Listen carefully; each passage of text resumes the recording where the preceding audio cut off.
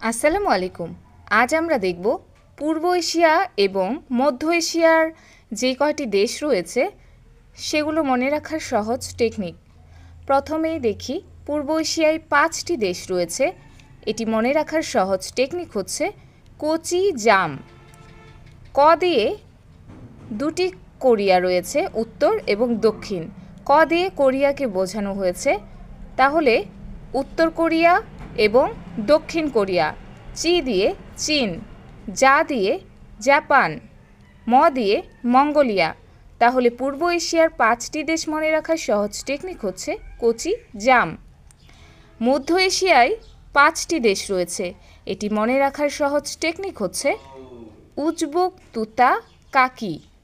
Uzbek দিয়ে Uzbekistan, তুতার তু দিয়ে তুর্কমেনিস্তান, তা দিয়ে তাজিকিস্তান, কাকির কা দিয়ে কাজাখস্তান, কি দিয়ে কিরগিস্তান।